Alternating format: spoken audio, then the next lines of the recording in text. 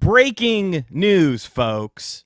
8:30 p.m. Eastern Time, President Furukawa decides, hey, Americans are worried about politics. You should be worried about video games and the future of Nintendo. This news literally just broke. Obviously, very big. Does indeed pertain to the Nintendo Switch successor system. We did learn earlier today, if you watch my video from earlier, that it doesn't seem like this will be unveiled in 2024, but that doesn't mean that little nuggets of information won't be unveiled in 2024 because President Furukawa just dropped a nugget of information. This is Furukawa.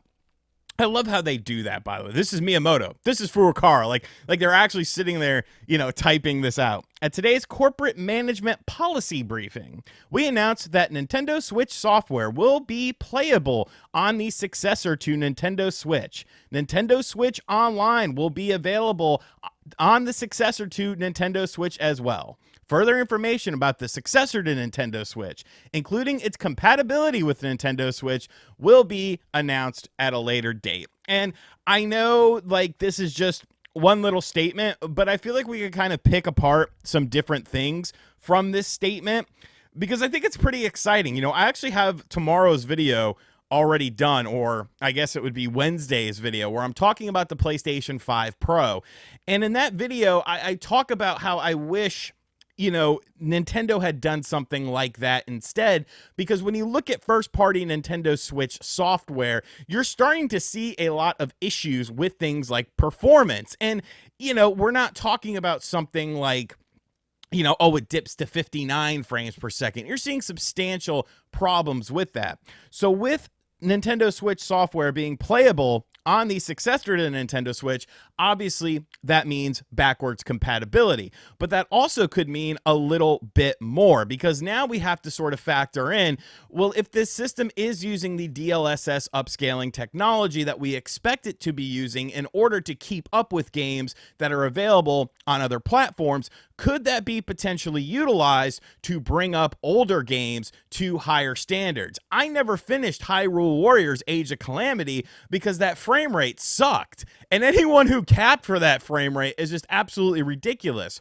We talked about the IGN review of Mario and Luigi Brothership, in which the reviewer states that there are tons of performance issues happening within this game, especially on the overworld sections, which a lot of your time is indeed spent on there. So this could be something to breathe new life into some of these games if they do go that way. If it's just a way to simply play games on the successor system, that's a whole nother story. But I am hopeful that there are some sort of upgrades or upgrade paths that we see with some of these games, because even if you have to charge money for them, I would rather pay a smaller amount of money than have to rebuy the game over and over again. We've heard about things with Breath of the Wild potentially getting 4K 60 on there. If Nintendo can do that for an upgrade path and not re-release the game completely, and that's the way to experience that, that would be something very good. But this is also a business. Mario Kart 8 Deluxe has sold over 64 million copies on the Nintendo Switch. So you have to imagine that Nintendo does see something like that and thinks to themselves, well, we can make it so that these games are indeed backwards compatible, so that you can bring your Switch 1 library over to your Nintendo Switch 2. But if you want the enhanced versions, you got to buy the new versions of the game. It is a business at the end of the day. And, we can all hope and, dream that everything just happens the way it should happen and the best way for consumers to be able to, bring their library over. But I do think that is a possibility. A Nintendo Switch Online will be available on the successor to the Nintendo Switch as well. Once again, that's not really a big surprise to me because of the fact that, that's what that graph that everyone likes to put up, that's essentially what that showcased, that your Nintendo Switch Online account would indeed transfer over. Now, I'm going to assume that means your digital library of games will also be available on the Switch successor, meaning that you just have to re-download them onto your system, based on the purchased game that you purchased originally on your Nintendo Switch. So, this definitely clears up quite a bit of concern out there because of the architecture of the Switch. It looked like it would be a bit challenging to make this system backwards compatible. Now, as far as Nintendo Switch Online is concerned, I do hope that they are kind of holding back something to launch alongside of the Switch successor to coincide with this. Either a new system being added, Nintendo DS, maybe some GameCube games, or at least like new features to go along with this, because that's kind of the biggest mystery with this system, for me at least now.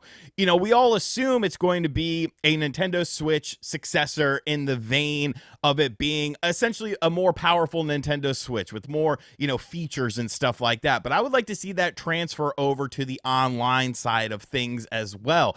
I don't want the same eShop. I don't want the same online experience that I'm getting on my current Nintendo Switch, because honestly, it's not very good. The eShop is terrible as far as navigation and discovery is concerned. I've made videos about that before, talking about how it's hard to find games. Nothing is really tailor-suited to you based on your previous purchases and things like that. They seem to just throw whatever they want on the main page and suggest whatever they want on there, and then you're just going to buy whatever they want. If you want to find something that's a little bit more niche, even though it might be something that you're interested in, you got to search for it. You got to search for it. You got to find it out on your own.